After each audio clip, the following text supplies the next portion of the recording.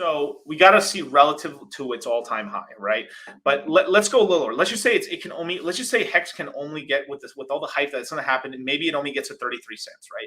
So if I divide 33 cents, oh shoot, sorry, 33 cents divided by 3.6 cents, we're looking at about a 9.1x, right? And that, so this is possible between now and more than likely first quarter of 2023. So we're talking about anywhere from like 6 to 7 months from now. That's a possible return. And that's like not pulling like a crazy. This is only like 33 cents as an all-time high. It's like its all-time high is 56 cents. So it's one of the few coins that has a huge asymmetrical return. What I tell a lot of people when they first start off with Hex is like they should, like, I like the 60-40 rule. Usually, and I know that's 80-20, but like right now it's cheap to stake. Hex is cheap to buy. It literally costs like $5 to $10 at most, almost throughout any part of the day, to buy some Hex with Ethereum. So the fee issue is not even, it's non-existent right now. So right now, obviously, like with what I've been recommending for quite a while is if you're staking anywhere from 1 to 2 years, you want to at least lock in a T-share. Okay. From 3 to 5 years, you want to lock in something like half a T-share.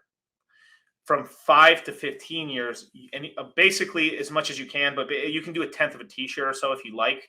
But I would probably recommend 15-20% of a T-share at the minimum. Just like if you can afford bigger, do bigger. Always. It's also cheaper. It takes less Hex when you're staking out longer to get more T-share, right? So have is the biggest amount of T-share you can get, so you're able to then protect yourself from like the long-term cost of like increasing gas fees. I do believe Ethereum one day will fix its gas fees. It might be 5 years from now, but or 4 years from now, but at some point they will do something to kind of squeeze it back down. Okay. Now,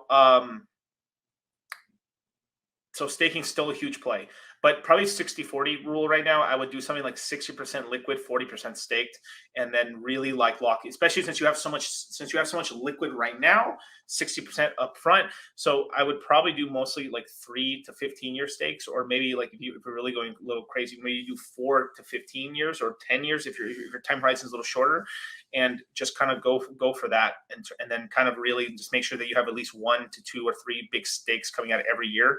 If you have less Hex, maybe 1 stake a year, or if you have a little bit more, 2 stakes a year, kind of somewhere more in the middle, probably like March to like some coming out in March and another amount coming out in August. It gives you a good amount where you're able to kind of like have some throughout the whole year, pretty much. And that'd be a strategy that I'd probably recommend you, Tom C. No financial advice, of course.